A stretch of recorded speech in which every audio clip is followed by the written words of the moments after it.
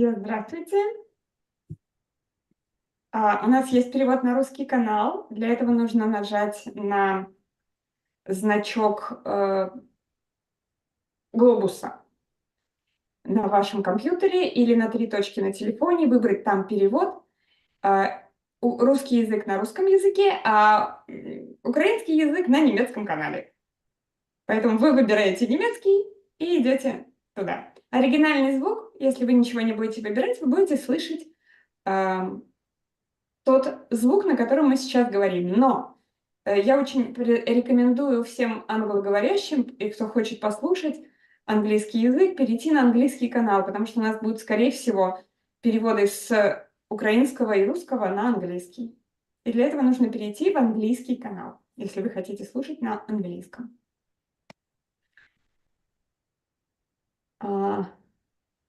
Валера, ты делаешь запись на каком языке?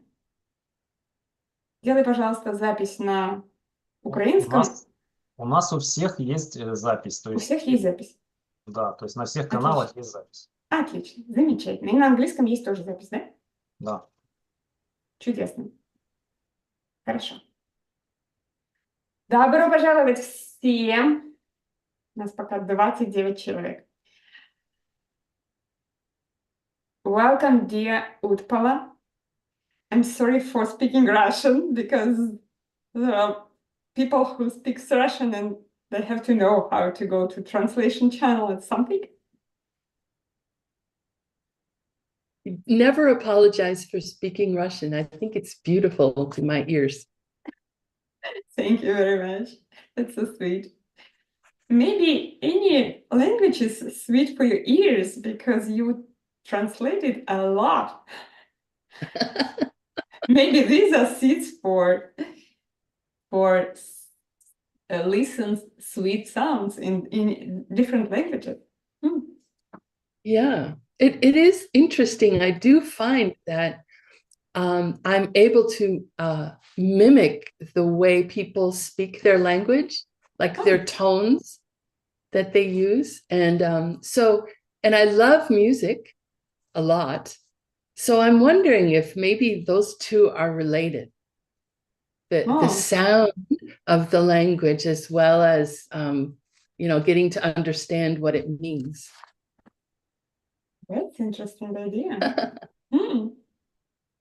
Maybe, who knows? Yeah, maybe we will know some one day. So, welcome, Venerable Utpala.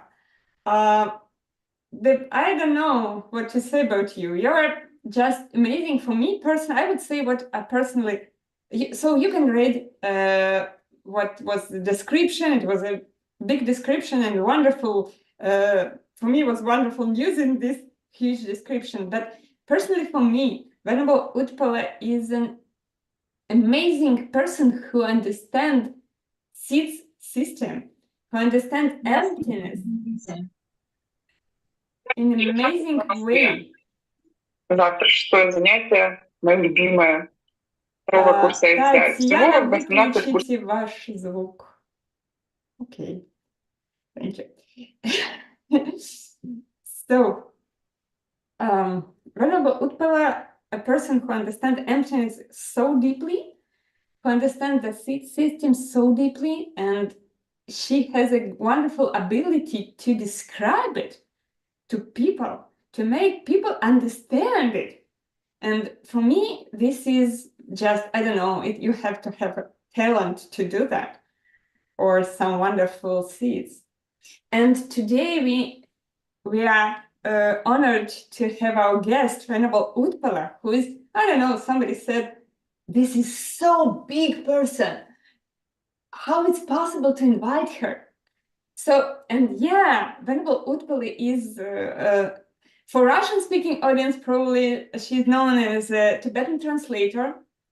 And in Tibetan classes, when Geshe Michael translates with other translators ancient Tibetan books, Venerable Utpala always write down in the chat her translation and her understanding. And I always try to copy it paste into my document, to have it, to keep it, because it's precious, because she gives very deep understanding on the material. And if I didn't understand something, I always can read it in her notes. So we are lucky, actually. We are very lucky to have you today with us. Thank you very much. And today this meeting is because of Health Studio, Health Project, Karmic Healing. So this meeting is connected mostly in health problems, but of course everything is connected. Thank you very much, dear Utpala, for being with us. And thank you. I just want to say that the pleasure and the honor is really all mine to be able to speak with people who have a desire to be healthy, who have a desire to understand the teachings and how to apply them in their lives, and to have the desire to help others also reach health, I think is amazing and wonderful and beautiful. And thank you so much for what you're doing. thank you. And it's a hard topic, actually. So when we decided to take this topic, health, I was kind of thinking, maybe it takes too long to get any result, but it works, you know. That's weird. It works pretty fast, and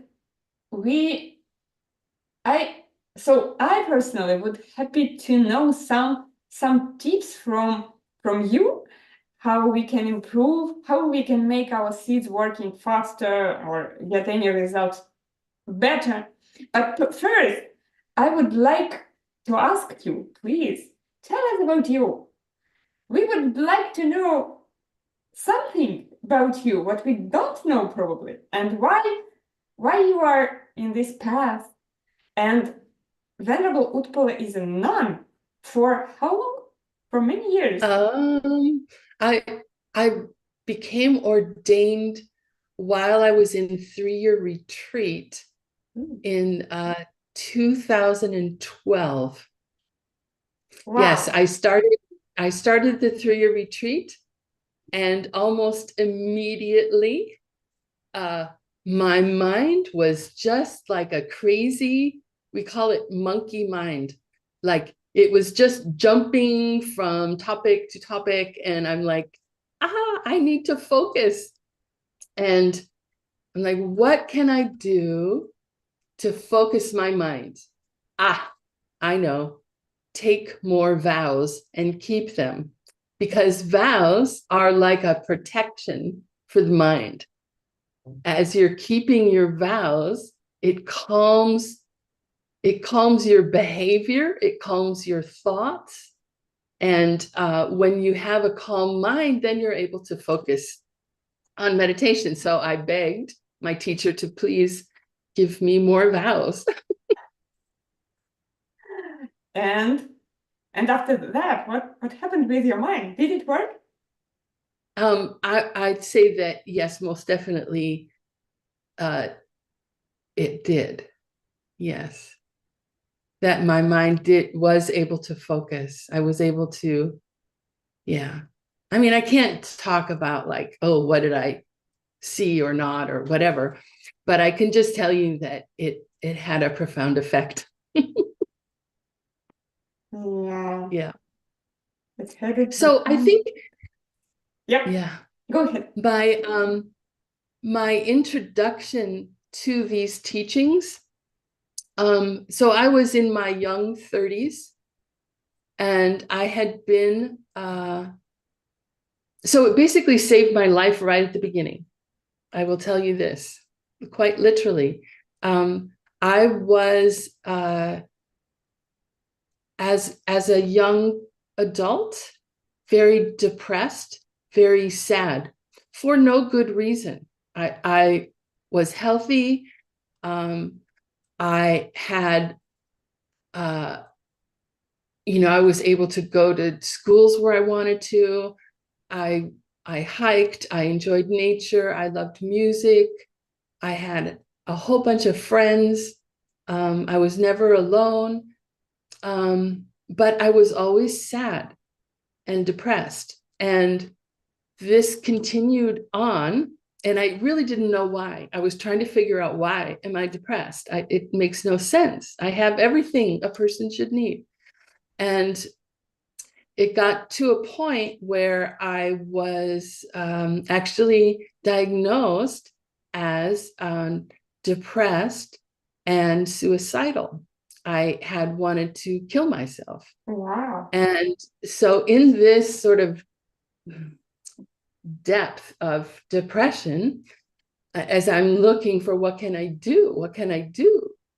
A friend of mine, not a close friend, just someone who I met at a party, said to me, you should try meditation. And I'm like, okay, you know, I've tried everything else. And so I signed up for a 10-day retreat. So this is my first introduction. I signed up for a 10-day retreat on the gradual steps to enlightenment. So I thought that title, The Gradual Steps to Enlightenment, that sounds perfect. Okay, let's see if that works. And I have to say, when I went in and first heard the teachings, I first heard about this idea of bodhicitta, of having this purpose in your heart to save all beings from suffering, that was the sole reason for life, was to help and serve others. It just like cracked open. So like this seed inside of me just boom, broke open, and my depression just completely disappeared, and it has not returned. So, you know, right there, for me, just hearing about the teachings broke that depression. Wow, that's interesting. I've met people who were depressed for a long time, and they had deep sadness inside them. And I said, "Oh, how can I help?" But I haven't heard your story yet at that time. So yeah, now I know what to tell them. Yeah. When I heard about the teachings on karma, it just made sense to me that, you know, the reason I couldn't see why I was depressed was that maybe it happened a long time ago. And maybe it was a seed that was planted and grew into being so depressed that I wanted to kill myself. And that made sense. Like, why me? Oh, from the past. And it had grown into this. And it also gave me the hope of the possibility, the agency, if you will, that I have to be able to plant seeds to not only be happy myself, to be content myself, but to like eliminate unhappiness and sadness in the world for everyone. That's so deep and so huge. Eliminate depression and sadness in the world. Ooh. Yeah. That's Still great. working on it. Yeah. And it seems like this is a good way. I love this way. And you went to 3-year retreat. How long did it take to make your step from this 10 days retreat to 3-year retreat? So during this 10-day retreat, it was with a Western woman, an American woman who was ordained as a nun. And it just so happened that she lived a block away from me in Seattle. So I started to go to her teachings. And at the first teaching, she talked about how she was leading a conference for Western women who are ordained in India. And she was doing this because in the West, we don't have nunneries, we don't have monasteries. So people get ordained and they don't learn their vows. They're not with other nuns. It's much more challenging for Western women. And so she said, I need people to help me run this conference. So I'm like, okay, sign me up. I'll go to India. And so I go to India to help serve this retreat in Bodh Gaya, which is where Shakyamuni Buddha sat down in meditation under the Bodhi tree and reached enlightenment. And so it's a very, very powerful place, very charged place. And I met, of course, practitioners of this path from all over the world. People go there from all over the world. And so I met people who had been practicing, and I met a monk who had left Tibet, and he was there, and he said, "You are so fortunate to be an American because you have freedom of religion there, and you should do 3-year retreat." And I'm like, 3-year retreat? What's that? I'd never heard about it before. And so from that point on, it was just in my mind, I want to do 3-year retreat. I want to do 3-year retreat. And it took, many years until, also I was looking for a teacher with a capital T, who would be my heart teacher. And when I heard about Geshe Michael Roach, and I started listening to the ACI courses, the tapes. Back then they were tapes, we had no online. And I heard he was going to be giving a teaching.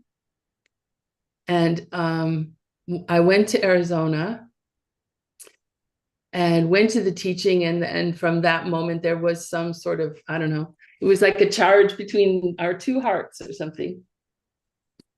And it was clear to me that he was my teacher. So when he started talking about doing 6 years of courses at Diamond Mountain in the desert, I wanted to go, and I made arrangements to go. And so on the evening before the very first class at Diamond Mountain, we had a big dinner in Tucson. So everyone who was going, there's like, I don't know, 150 people in this big dinner. It was lovely. And then Geshe Michael stood up to give his little, his little pep talk before starting classes. And he said, when we're finished with the series of courses, we're going to do 3-year retreat. And I just went, yes. I didn't catch that. Could you try again? I was so happy. Everyone else in the room was going, like, no way, no way. I can't do 3-year retreat. I'm the only one going, yes, yes, yes, I'm so happy. So yeah, that's how that came about. That's great. So you did 6 years of learning at Diamond Mountain? Yes. Was it what it was? ACI courses or secret teachings? Well, I taught ACI courses there because by then I'd finished the 12 or the 15 courses. I was the registrar, so I was helping to keep it going. And the courses that I went to were about meditation, how to charge your meditation, on translating Tibetan into English, on, gosh, so many things, on the Lam Rim, on the esoteric teachings of the Buddha, aka Tantra. And yeah, so 6 years of courses. Did you move? Did you move there? Oh yeah. So yeah, I moved from Seattle to Bowie, Arizona. After Geshe Michael came out of his 3-year retreat, they invited people to come to welcome him and the other retreatants out of retreat. And I decided to go down, but I thought, well, I'll never meet him because I'm sure there will be hundreds of people there. But I want to go anyway. So I went down, and there was like 15 of us there. And so we met there. We met them as they crossed the boundary. They talked a little bit. They were a little, when you come out of being silent for 3 years, it's challenging to speak just because your vocal cords become sort of stiff. So then we went from there in like a caravan to the new Diamond Mountain in Bowie. And there we sat under this lovely tree outside of now what we call the Lama House. And I got to speak with him, one-on-one, which was, the first time really we had done so. But I forgot your question. Oh, that's interesting. Oh, about moving down there. You can continue telling us these wonderful stories. Don't think about my questions. So when I was at that gathering, that's when I realized I needed to move to Arizona. And so while I was there, I looked around to see, does anyone in town have a place to rent? So I started renting a place, a good 6 months before I actually moved down. Or maybe it was a year, because the rent was so cheap in Bowie, Arizona. And I was working for Microsoft and they were paying me way too much money. So I got to be very generous. So I rented this place, and we just had people stay who were coming to help out or who needed a place or something like that. And then I did leave Microsoft to move down. And it was very funny. So Microsoft hires people who are, I don't know, do you know the phrase type A personality? It's a psychological term, type A. They're very purpose-driven, high energy, get it done kind of people.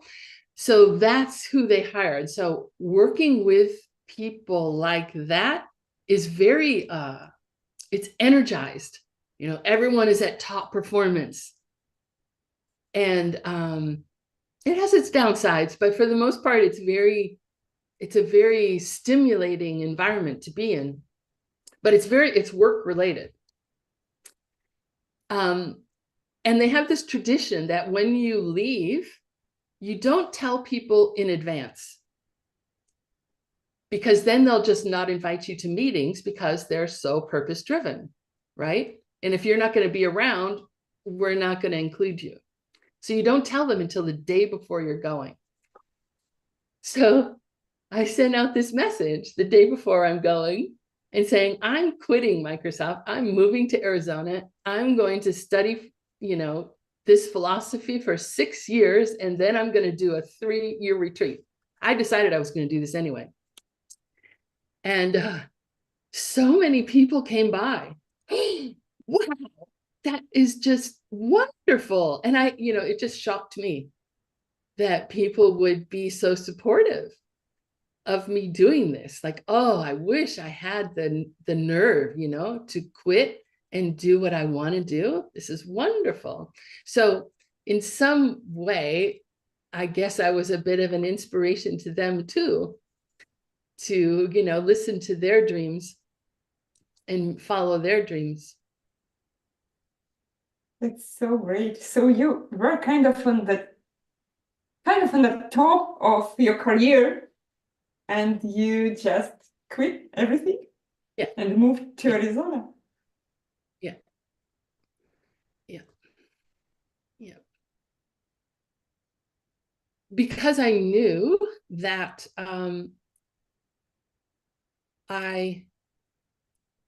there were things I needed to learn, and I needed a place where I could completely focus on studying, and then also be with people. Like everyone there had this desire to become enlightened, to help other people. Like, yes, of course, I want to be with those people. Like, what better place to be, really? And then with this teacher that I had a connection with. It was, they say heaven on earth, right? But we know heaven is not another place. It's not another geographic location, right? Heaven is where you are. If you have the seeds to see heaven, that's where you are. So that's where I was. I was very, very, very fortunate. Yeah, probably you did something wonderful before that to get at this place at that time. How to create it. Ooh. Wow. And then you went to 3-year retreat. Did you do a lot of small retreats, short retreats before? Oh, yes. I've done about maybe a total of a couple of years of retreats over time, from the time I first became a Buddhist until the time I went into 3-year retreat. Yeah. Yeah. Ranging from 4 days to 3 months was my longest one before I went into deeper retreat. So the most deep retreat was 2 months, and then you start 3 months. Oh, okay, this is good to know how to do it. Well, it depends on each individual, like what your mind is like. Like I loved retreat. At first, of course, it's challenging at the beginning, it's challenging to just shut my mouth and not speak, right? Like that's the first hurdle. Shut up. And then, learning how to work with the mind the tips about working with the mind to not be distracted from whatever your object of meditation is. But that 3-month retreat, what I really, really loved. It was hard. It was hard. But I set it up so that it was a group retreat. There were 9 of us who wanted to do this 3-month retreat together. And we had to do chores, to support ourselves. We had support too, but we had to do things like wash the dishes and clean the bathrooms and, vacuum the shared space and like that. So I signed up to wash dishes with the person that, I mean, I loved her, but we always were. So I signed up to do dishes with her. And then I signed up to clean the bathrooms, which is my least favorite activity. And so that I had an opportunity, like frequently, to work with that mind that goes, I don't want to do this, you know, no, this is not pleasant. So I could work with this. And I was very happy to do that, actually. Turned out to be very happy to have done that. Oh, I also signed up to set up, we have to set up the altar in the morning for this retreat. You have to do particular things and set up little water bowls on the altar. And I'm not one who likes to wake up early. So I signed up. I want to do that. And I want to ring the bell to wake everyone else up, like half an hour later after I've already set up the altar. So I signed up to do that too. I signed up to do as many things as I could to have opportunities to see the state of my mind, to have something to work with. Probably it was stretching. What's that? It was stretching for your mind. Challenging, probably. Yes. Challenging, yes. Maybe it works. Yeah. And Yeah. brought you to 3 retreats so fast. But by the way, I have a question. Yeah. What was before? Did you have family, husband, relationships, or something? Then you just quit everything, or just job, or just normal human life? I had been married, but only for a very short period of time. And so that was long over by that time. At that time I had, well, I still have 2 brothers. And at that time I had a mother and a father who were both born again Christians. I don't know if you know what that is. They're people who tend to have a very, very strong, almost dogmatic belief in Christian Bible. And they were, I must say, very upset with me at the beginning when I became a Buddhist, when I took refuge in the teachings of the Buddha. I told them, hey, it saved my life. I was going to kill myself. You know, this saved my life. And they were like, no, you're going to hell. And my father did hold that position for all the rest of his life. He was very, very disturbed that I was a Buddhist, unfortunately. So yeah, I had to leave them. And this is a selfish thing I'm admitting to you. So going into retreat, like my main worry was that my father was going to come down and try and take me away out of the retreat.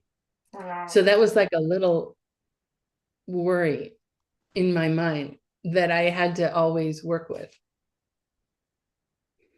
So yeah, I think it's good to have a positive relationship and a deep understanding with the people that you're leaving, so they know what it is you're doing, why you're doing it, that you love them.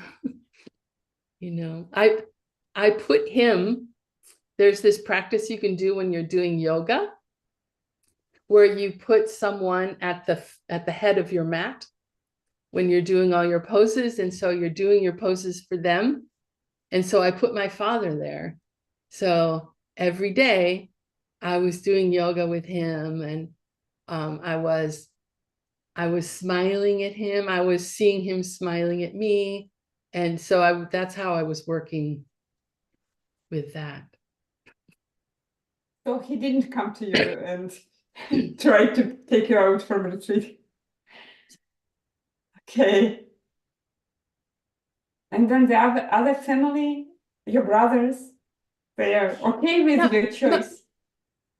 Yeah, one of my brothers was very supportive. And the other brother he's supportive too, but more like, whatever you want to do, then I was Bets, right? Whatever you want to do, Bets, that's perfectly fine. And Dave was like, yeah, go for it.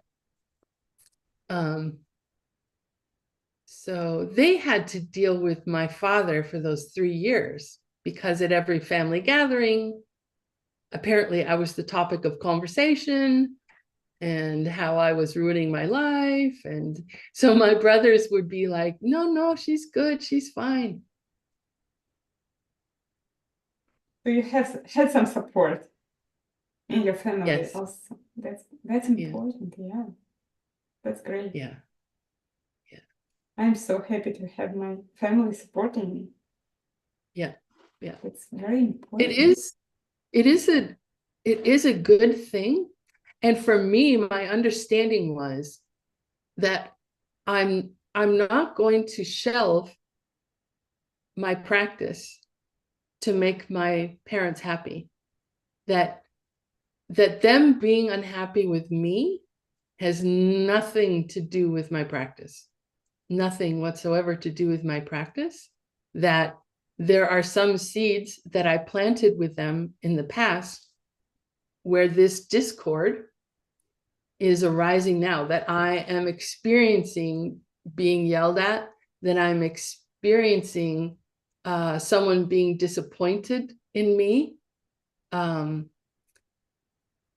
that the thing I need to do is to continue to improve my understanding of the teachings and to practice those teachings so that I can see a world where no one has the experience of disappointing someone else, that no one has the experience of being yelled at by someone they love dearly,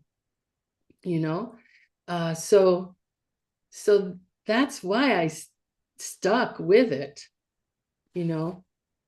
I wasn't being belligerent, which I think my parents thought I was being, but again, that's another seed ripening. I did it because I love them and I want to see them happy. This is amazing thing you're talking about, because we always, I don't know, many of us have some troubles with our families who don't like our choice or something, and how to deal with it. That's important. Many people ask what to do. Yeah. Well, remember, there is no what to do. There's no one thing to do that self-existently works every time, right? That's impossible. There's, I don't know, it's like having a presence of mind, having an awareness in the moment. Like, for example, my father had liked to preach at me for 3 hours at a time. So we're sitting in family gatherings and he'd have me in the living room and he'd be preaching at me for 3 hours, not leaving space for me to converse with him. So it wasn't like a conversation. I was being preached at. And so I got to practice a lot with working with my mind as this is coming. Like, oh, he loves me so much that he's moved to tell me these things. And I've heard about bodhisattvas who, the ones who take on this wish, who have it so firmly in their heart about wanting to benefit others, that they will endure anything in order to help someone.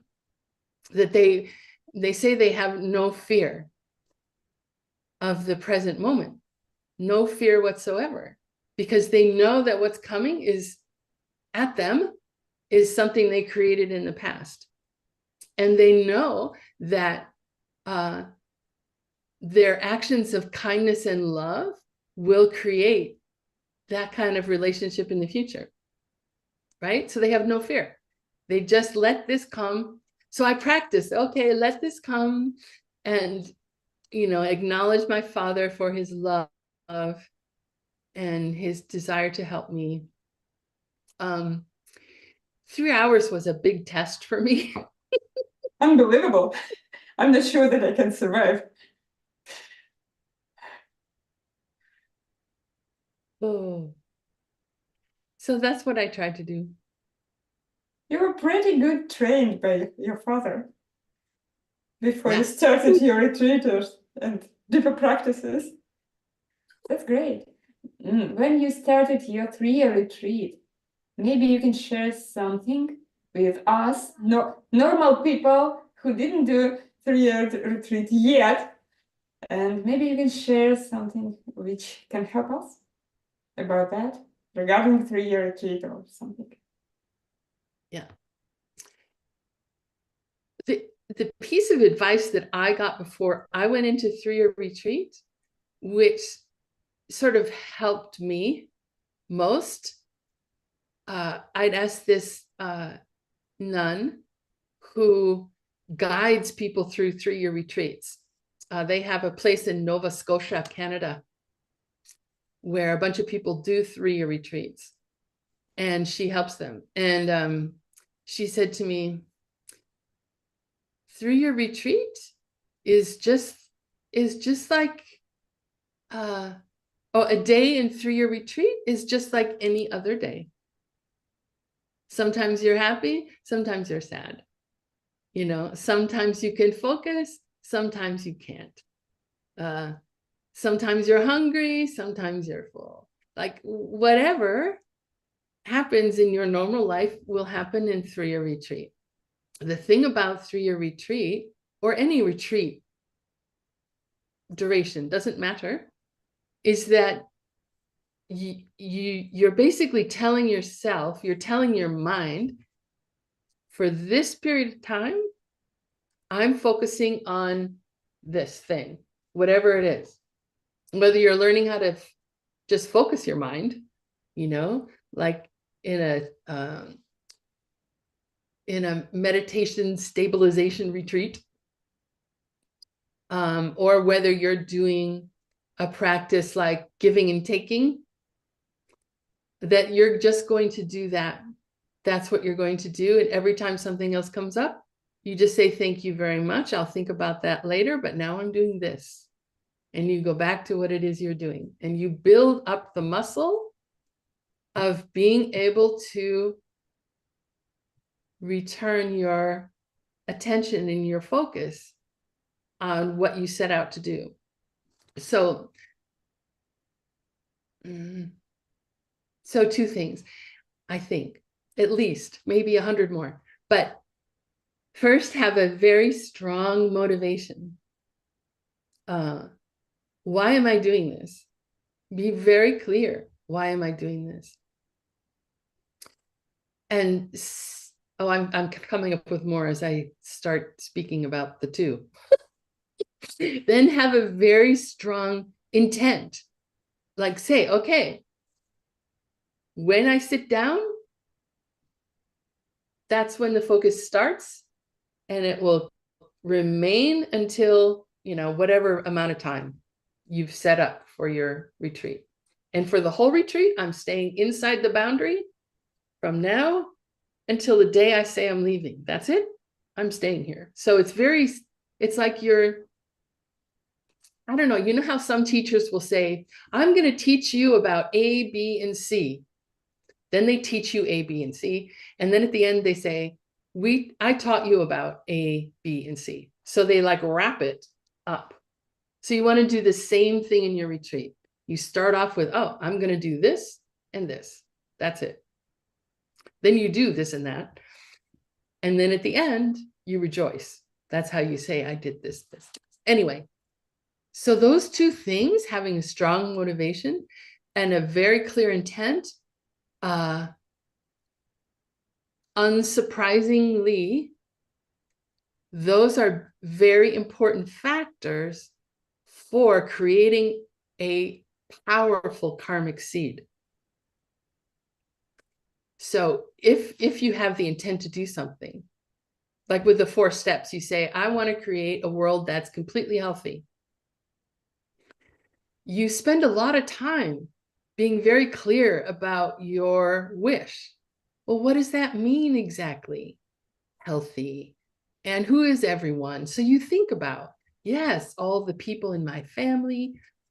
You think about all the health issues they have. You think about all the people in the community. You think about all the health issues they have. You spread it out, however far you do, doesn't matter. You think about other kinds of living beings, like, oh, I see, little ants, how they struggle to climb this thing. Like, may they have ease to get to where they want to go. May the spiders never come across poison. May they be healthy. Like, you just be very clear. Why am I doing this? And then your intent about, okay, I've learned these practices. I have the opportunity to do retreat. I'm being cared for, like, miraculously for 3 years. People have signed up to care for me. Oh my gosh, like, that's just amazing. And I'm going to do it. I'm going to do it strong, calling on that type A personality, strong purpose, strong intent. That's how you make powerful seeds. When you do 4 steps, you start that way. And that fuels, it supports and it fuels your practice as you do the actions that you do to create the seed. Right? Does that make sense? It's a very important thing. Yeah, I'm thinking about how can we plant seeds, and you described the exact way how we can plant seeds to reach our goal. So it's not just 3-year retreat. It could be a different goal. But right. Good intention, good focus on the goal. Yeah. This is Yeah. important. And to get 3 year 3 months, 3 days, and 3 hours even, yeah. We didn't go to the hours. Okay. I've heard somehow that. So it's 1,000 days. That's a lot. And you finished it. You did it. So you have to have some huge power and amazing amount of seeds to do it. Yeah, I think so. I had this, so right before retreat. So remember, I quit my job and I'd been at Diamond Mountain for 6 years and I had completely run out of money. I had charged up, fully my credit card. So I was in debt. So not only out of money, but in debt. And then my landlord wanted to sell the house where I was living. So I was homeless, out of money, and in debt. And like the seeds for me being in retreat, I literally felt like I was being pushed into retreat. Like there was nothing that could happen in the moment that would keep me from going into retreat, that it would be impossible. Like someone stole my identity and in my bank account, and which had nothing in it anyway. But anyway, I had no money to eat, and then money would just appear. Like I went to the mailbox and there was $100. Like, where did it, like, just, okay. Like it just, these things were just pushing me into retreat. And of course I was aware of that, right? I felt it.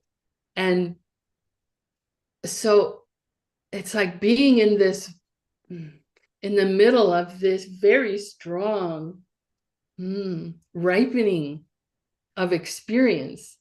And, you know, like, oh, I'm noticing this, like, that's fantastic.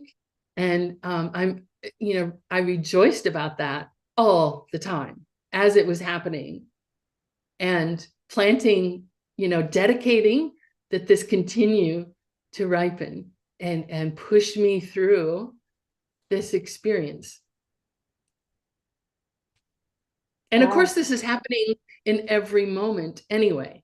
As I sit here and speak with you, the karmic forces are, you know, pushing this to happen. So being aware of that and dedicating that, right? In like almost every moment. Wow. For how long do you study this knowledge? How long does it take to reach that state of mind? My question is. Oh, to reach that state of mind about, yeah, well, I don't know. Being conscious for you, how long did it take? Yeah. Well, towards, even at the beginning, I think there were moments when that was when I had that experience of being aware that, oh, this is happening. Like one time, so after I got out of that 3-month retreat, I returned home. I got evicted from my apartment. I got fired from my job. And I had these precious texts in my car, and my car got stolen. And as each of these things were happening, I had these moments of like, this is karma ripening. This is like a sign to me that I purified a whole bunch of negative karma. Like this could have ripened into something much, much worse.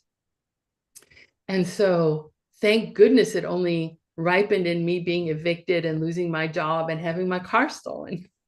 And so that gave me this clear or sort of calm state of mind with which to respond out of that. So like losing my job was like, oh, well, thank you for having employed me. You know, thank you so much. And now, you know, I'll find something else to do. And losing a place to live was like, oh, okay, I'll find a new place. And losing my car was like calling the insurance company, oh, my car got stolen. You know, what do I do now? And I called the police, oh, my car got stolen. Here's the license plate. And they're like, we never find stolen cars. Not in this city. It'll never be found. I'm like, well, okay, but just so you know, in case you see it. And wouldn't you know, they did call me a week later. We found your car. Wow. And it still had those texts in it. Oh.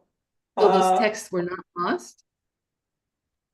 I thought, well, that's, to me, I mean, so many times, it just was like, oh, this is proof of karma. Oh, this is proof of karma. Oh, this is proof of karma. Like, really, what am I doing? But I'm just experiencing that which I created sometime before. Oh, do I like this? Let's keep this going. Oh, do I not like this? Let's do something different so it doesn't happen again. Like when I got fired from my job that day, I think I didn't have very much money saved because I had just sort of come out of retreat. So I hadn't been working, right? And I went to the grocery store and it's like, okay, I've got $40. That's it. And I'm walking to go to the grocery store and I see a man who lives on the street and he's very hungry. And he asked me for money. So I gave him $20. And I said, you know, I hope this gets you the food you need to be healthy and happy. And I did it without feeling like, uh-oh, that's half my money. I had the great fortune of having the experience of it being like a spontaneous sharing of wealth, that wealth continue and that wealth expand across for everyone. So like that. Just like when opportunities arise, take them. Because when these opportunities arise, they're really just a gift that you've given yourself from some time ago. Right? They didn't come out of the blue. They're not pennies from heaven. You know, you created the experience of having an opportunity to serve somebody. So the more you do that, the more I did that, the more common the experience was. Like, I built a habit of seeing the opportunity to see things as karma ripening and to see opportunities to practice.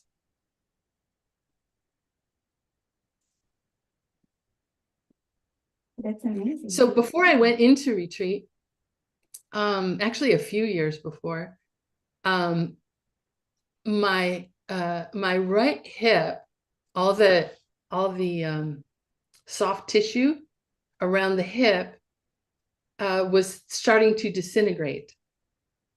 So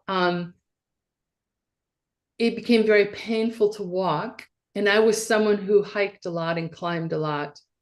I loved being on mountains, but it was now becoming challenging to walk. And I had to use a cane after a time. And I went to see someone, a surgeon, about it. And he said, well, your leg bone and the hip socket, it's just bone on bone. So they're just, grinding away at each other when you walk. And as you recall, I didn't have much money then. So there's no way that I could pay for surgery, right? So it's like, okay, fine. And so what I tried to do is a practice. So two things.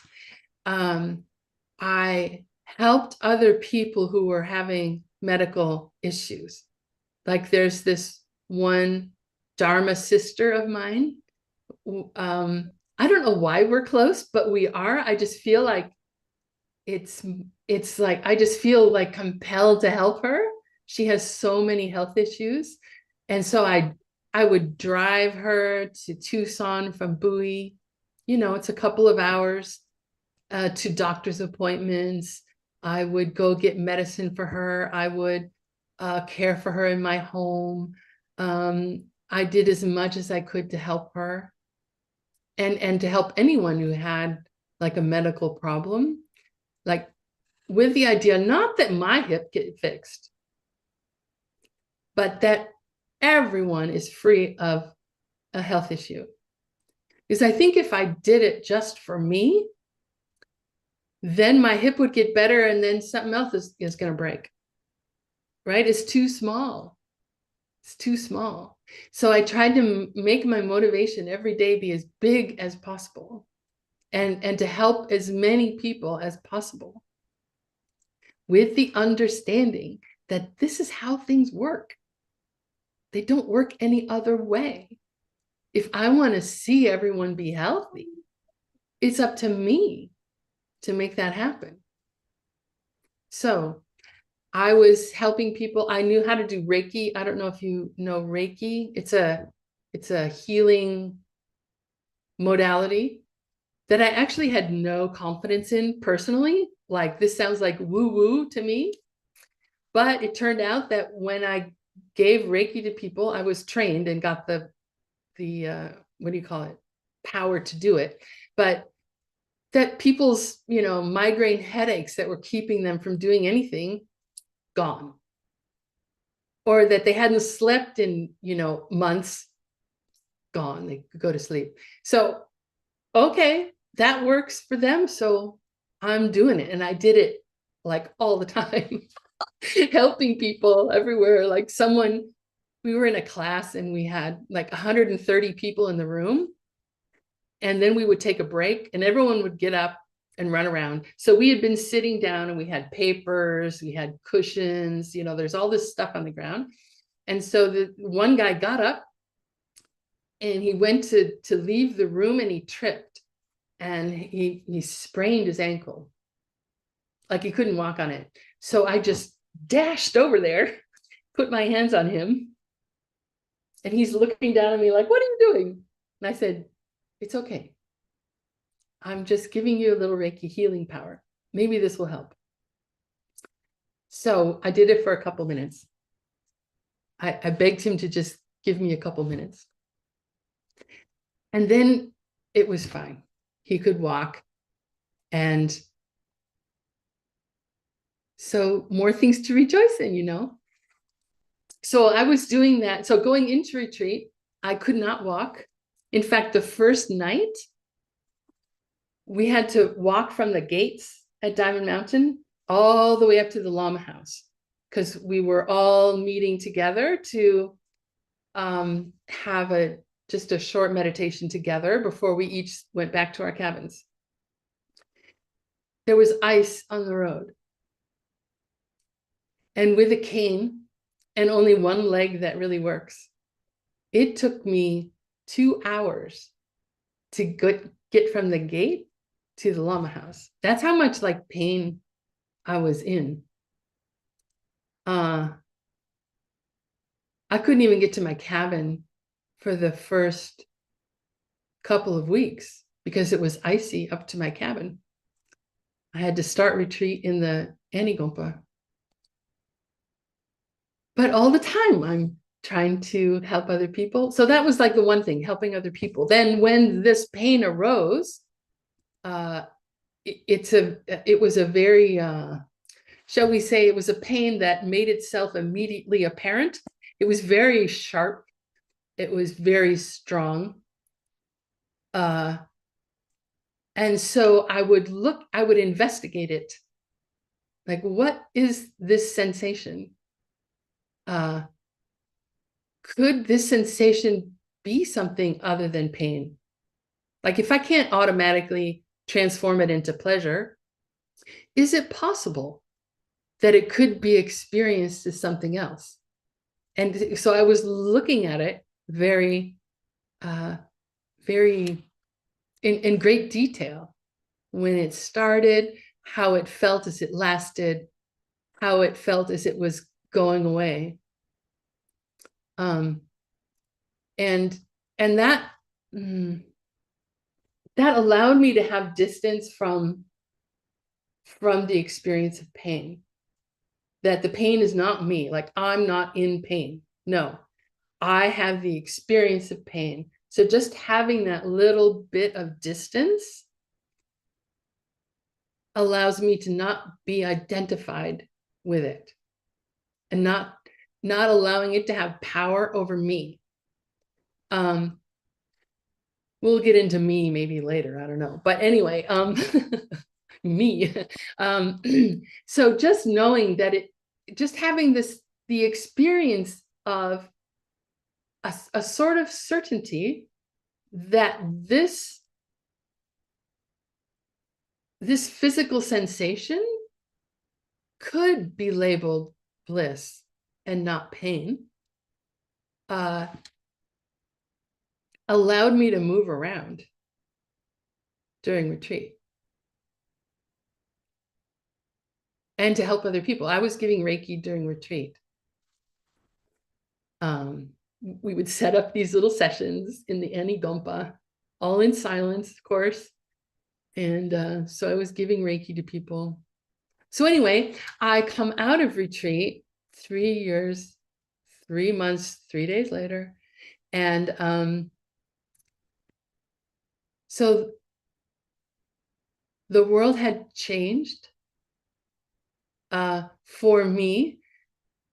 I had the experience of living in a state where my healthcare would be paid for completely, that they would pay for my surgery,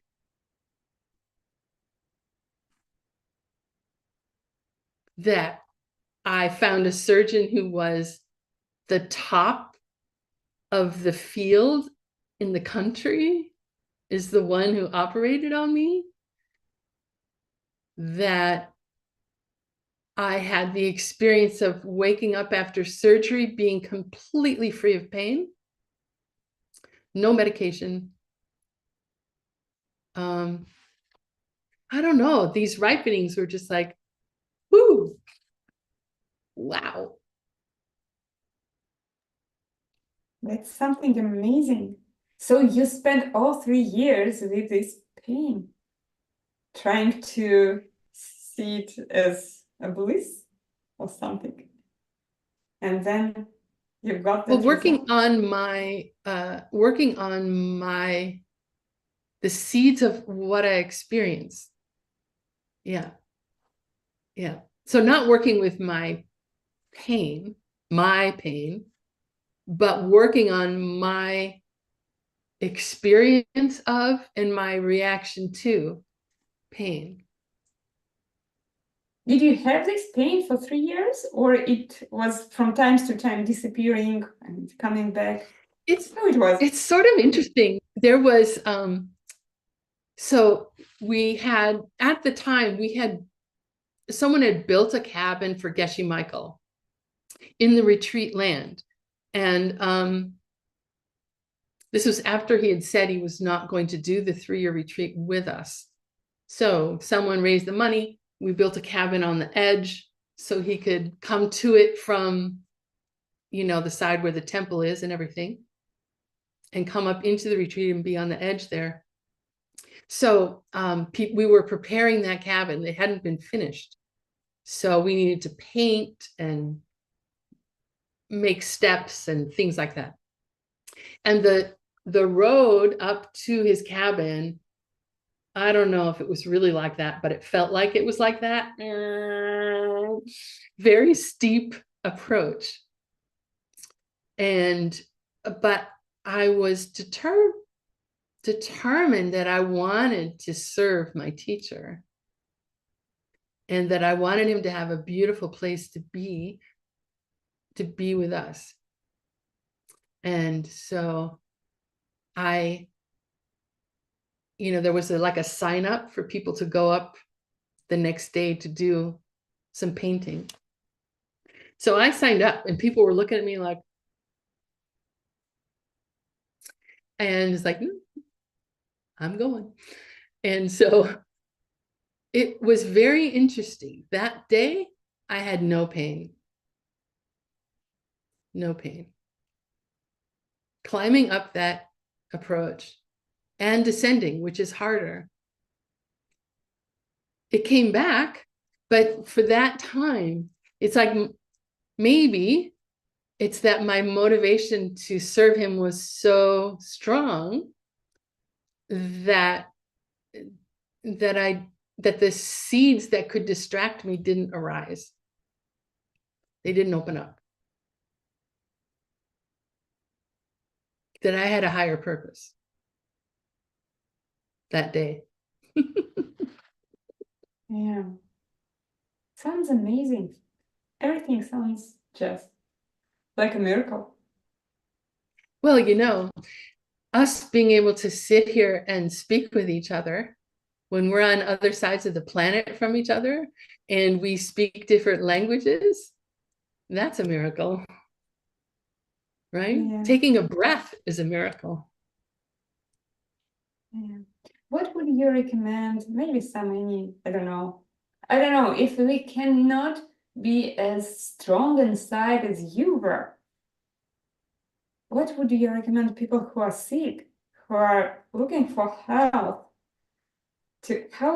so you planted seeds to be healed for free from the best doctor, surgeon in the US. So you planted these seeds. But what can you tell us when we are kind of normal people who are looking for get rid of pain or get rid of some other issues, maybe even cancer or just gastritis or anything? So it could be different things, but what we can do to become eventually as strong as you became. How can we plant seeds to become like you? Well, don't plant seeds to become like me. Plant seeds to become the best possible version of you. So I think there's a couple of things like you want to, I mean, I have very strong faith and belief in the teachings. Like I have experienced that they are true. And so,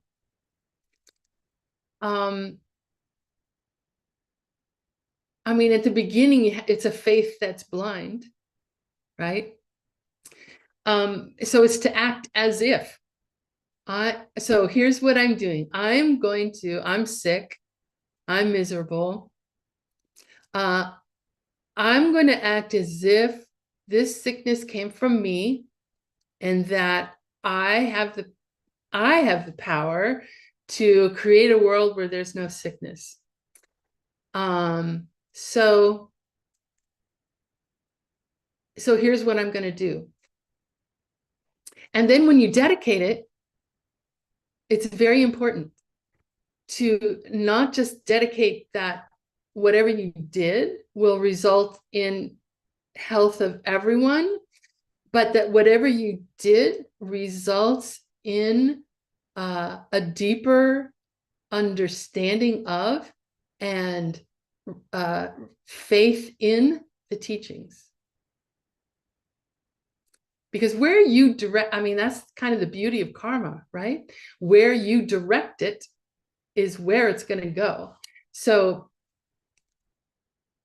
strong motivation again, to the best of my knowledge, and I don't know anything, to the best of my knowledge, this is going to be creating health for everyone. Okay, fine. So now I'm going to do this giving and taking meditation with my sickness in hopes that everyone feel healthy. Okay, good.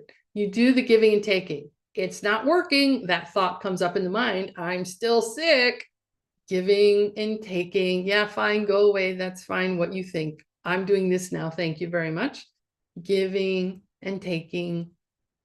And then you're done with your meditation and you say, okay, great. May everyone have health. And due to this practice, may it arise in me that I have faith in the teachings of the Buddha, that karma and emptiness are the foundation for how the world works. Like that. Great advice. How to create faith and how then faith can create everything else. Well, it's our state of mind that creates our experience.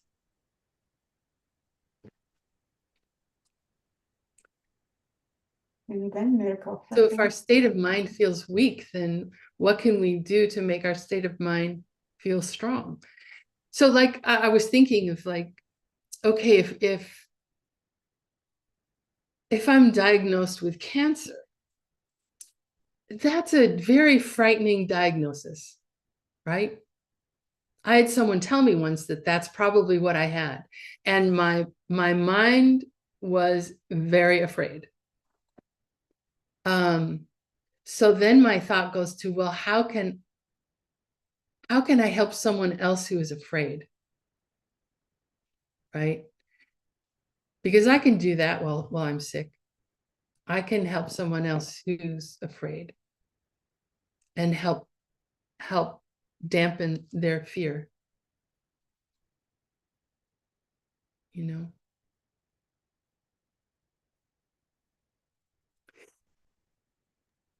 I think that the giving and taking meditation can be a very powerful one, because so not you have as your object like this pain or this fear of a diagnosis. And so you have something very clear and you can think about, oh, who else may have this fear or this pain? And you can picture them in your mind as clearly as you can.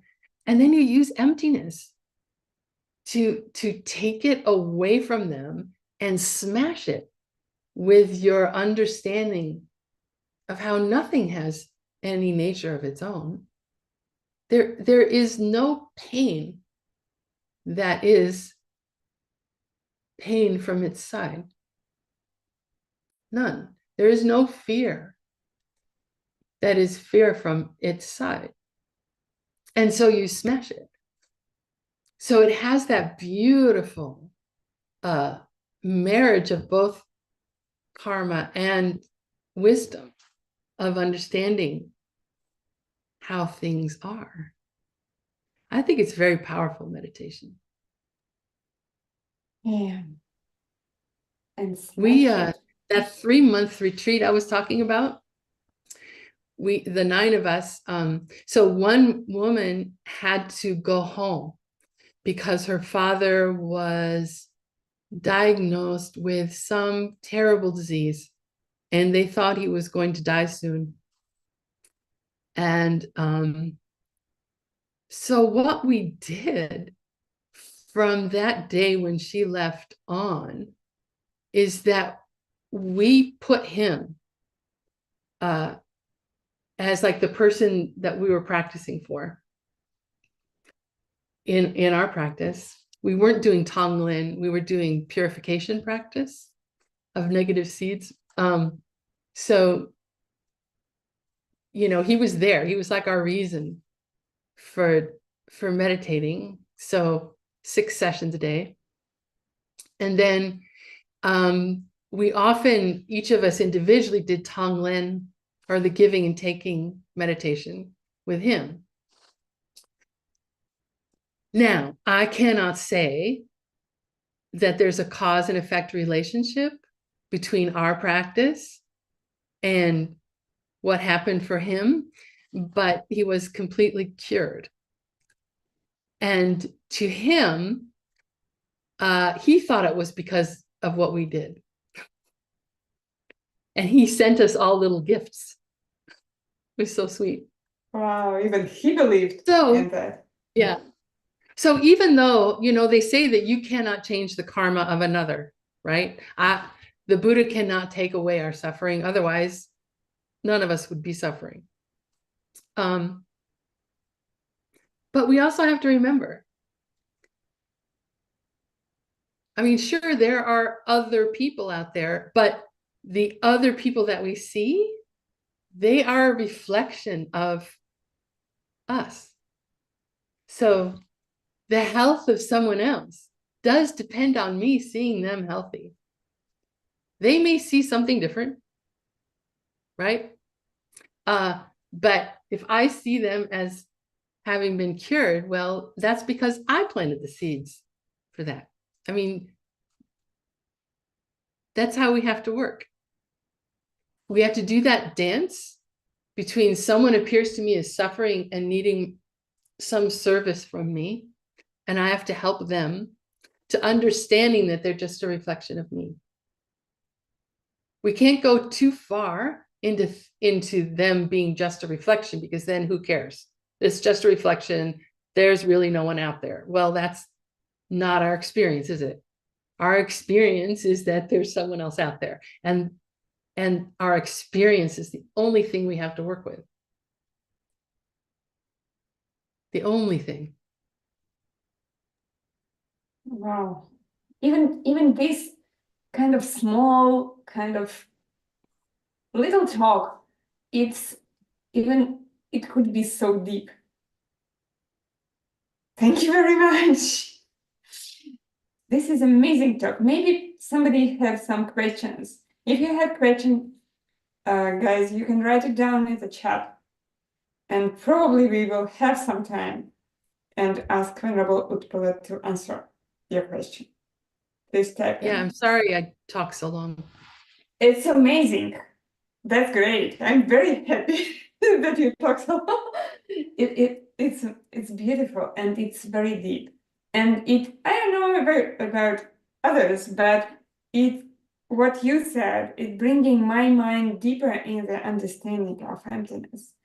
And it gives me some rules how I can use it in my life. And probably we can apply it to the whole world, not just to my sickness, but maybe to cure all the world around us. And I personally live in a world where wars, where conflicts, where people don't understand each other and even don't want other people to be. Seems like sometimes it feels like that. Do you have something to make us think about to cure this stuff in our world? The first thing I would say is that whatever experience I have, whatever's going on, I see it as sort of like a lesson in what I need to work on next or now. So like in my country, I see fascism rising. And so I look and see, okay, I'm not a fascist. That's not a problem. But what else could this be about? You know, where in my life do I think that I'm the one who has all the answers? You know, what fascism am I speaking? What level? So it could just be something as simple as, oh no, you can't do it like that. You should do it like this. Like if you're making bread, for example, oh, don't knead it like that. Knead it like this. Like just that little thing, just that tiny little thing could be planting the seed to have fascism. So in other words, when you see something like war or disagreement, then just look and see where, even if it's just a thought you have that you disagree with something or someone, how you hold that thought of disagreement.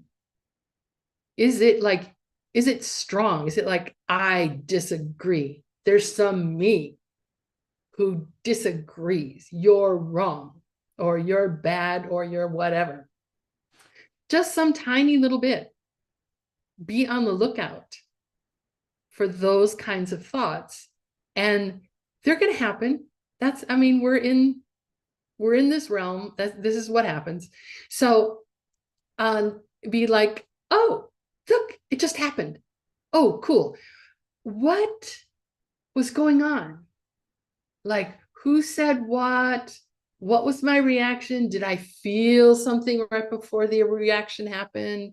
Or like investigate what was going on. And then enough of those things happen and you catch them enough times, like, oh, there's another one. Then you start to become more attuned to your actions in the world, and you can shift them. So just a tiny little thing, I know we're at time, but just a tiny little thing is like, to me, the practice of these teachings is like being in a playground. So what's happening is that, sand is flying in my face. Oh, what can I do about sand flying in my face? Let's see, I've learned about this practice. I've learned about this practice. I've learned about this practice. Oh, I'll try this one. Try. What happens? Oh, that didn't work. Okay.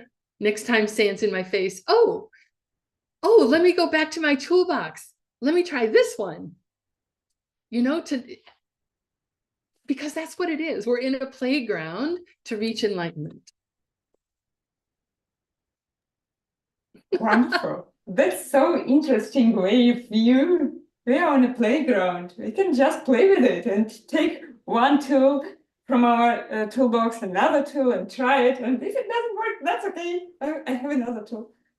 That's wonderful. If we are talking about sickness, wars, and other stuff, it could be just a playground, and we can think about it like that. And then it became that, and then we can change it. Really. Right. Thank you very much. We have a question in the chat from Viviana. Dear Utpala, could you tell us, please, do you keep your 6-time books constantly or forget sometimes? I have this problem. I love to be a scientist of my thoughts and states, and that's why my book, I take it from time to time. I forget. Could you please share? Sure. I don't actually keep a book, but I have an app on my phone that so every 2 hours another vow pops up. So when the vow pops up, I stop and I think about, what have I done? But what can I rejoice about? What can I think about to purify, and what am I going to do? So it's more, I'm not so good at keeping a book. So you should probably not listen to anything I have to say. But I do have an app and I do contemplate my vows that way.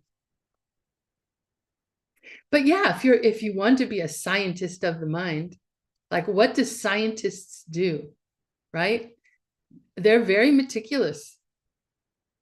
They're very meticulous in defining their experiments, in getting all the ingredients of the experiment in a row and perfectly aligned. And then they try it, and then they observe to see what happens. And then they maybe shift some of the ingredients or processes and try again. Yeah. In the beginning, I was very meticulous. Thank you very much. Thank you for your sharing. And there is just a feedback from Julia. Thank you, dear Venerable Utpala, for sharing your experience. I was dreaming to meet you since I saw you in the Xuanzan Tower. Thank you, Kadrin, and all the guys to create this amazing opportunity. Please keep teaching us, dear teachers. That's sweet. Thank you so much for having me. Thank you for giving me the opportunity to plant like fantastic seeds. Boy, these are going to ripen into the end of war, the end of any kind of suffering, any pain. Thank you. Thank you very much for sharing your wisdom and your deep understanding of how this could be a playground and how we can use it and change it. Thank you so much. Thank you for coming. And I hope we can make another meeting and go deeper into some other things, because it's so interesting. I don't know, for me, it was very interesting. And I love to talk to you, because you bring my mind all the time. You bring my mind into something new. Some new experience I can practice. Thank you very much. Thank you very much. Thank I you. love you. And we will be finishing our meeting because we already ran out of time. Thank you. It was a pleasure. Yep. Bye-bye. Thank you. Please come next time. Okay. Yeah. Bye-bye.